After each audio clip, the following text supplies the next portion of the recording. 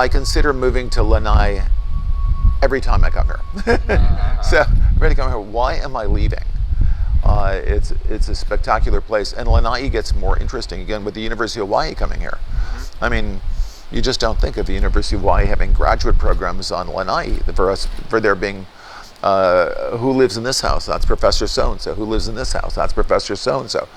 You don't really think of, Lanai hasn't had that middle class backbone before, and I think that's on its way to Lanai, and that will change this island very much. I mean, without losing the lovely aspect of not a single stoplight on Lanai. We're not going to overcrowd Lanai. So is that a policy? There will never be a stoplight on Well, I hope not. I don't think we'd like to keep the island uncrowded, but in the same token, if we're going to have good jobs for the kids, and you can get an education here and you can find a job here, we're going to have to continue to improve the opportunities. And again, with partnerships with the University of Hawaii, partnerships with Tesla, partnerships with a variety of technology companies, I think we can add that missing middle class to Lanai, and add those technology jobs to Lanai, add that technology education, biotechnology, computer technology education to Lanai, to provide incredible opportunity for the kids who are going to school here, to go to school here, get educated here, and work here, raise a family here. Yeah. I mean, every time I come, I hear stories from people that live here, and their kids, or even themselves, they move away at some point because of the limitations that they're having. And boy, there were a lot of limitations. Right? To play a football game, you had to go somewhere. Exactly. That professor Les Kushigami coming back now. Yeah. I mean, I think it's a great statement. Yeah, absolutely. So. Right. And Kurt Matsumoto, Yeah. another example, Yeah. right? Yeah. Kurt, and I mean, we ain't seen nothing yet. I think it's the exciting part. So do I kind of have the picture right in terms? Oh, let me give you another program that maybe no one knows about, and we're working with the San Diego Zoo to talking about programs to restore some of the native Hawaiian birds.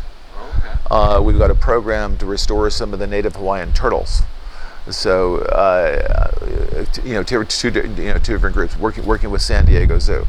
But the quality of the people that we're partnering with, the San Diego Zoo is the #1 institution on the planet Earth that have restored population.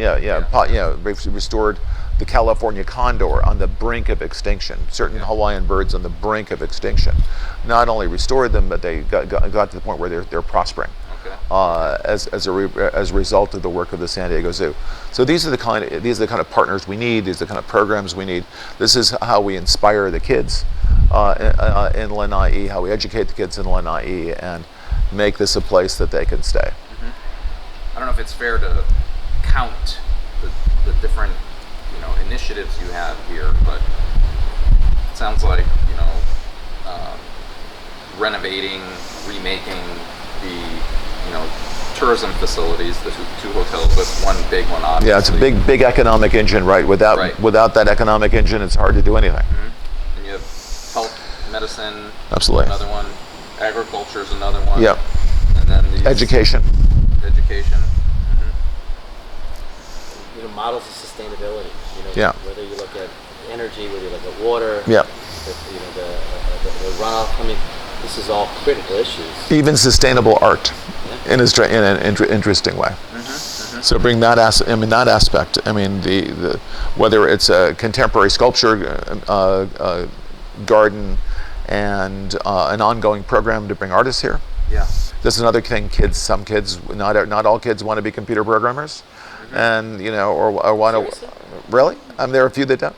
And they suddenly suddenly a famous artist is working on a sculpture here, and they can work with the artist, to build the sculpture. Now, how cool is that?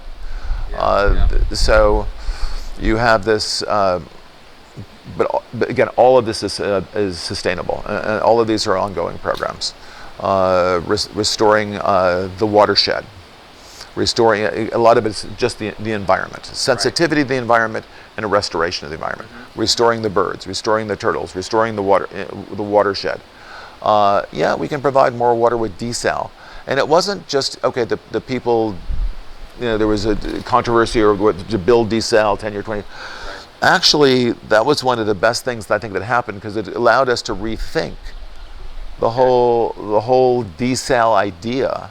And was that really the right way to go? It's not a matter of so-and-so won and so-and-so lost. There was a delay. Because I think we could have come back and, with a better desal program and gotten something that everyone agreed to.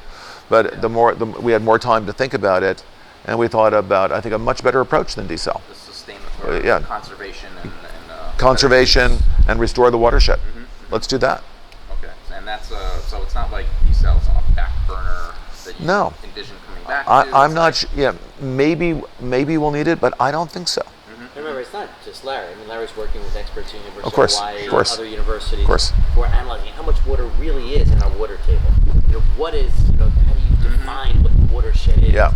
And so it's a collective group of really amazing people who dedicated their lives to this, where all of a sudden he can get it done. Yeah, and we just know so much more just about, no one could agree how much water there was on Lanai. And we have a much better idea now exactly how much water is on Lanai. And what are the important priorities? And again, the two things: use conservation, restore the watershed. That's probably all we need to do.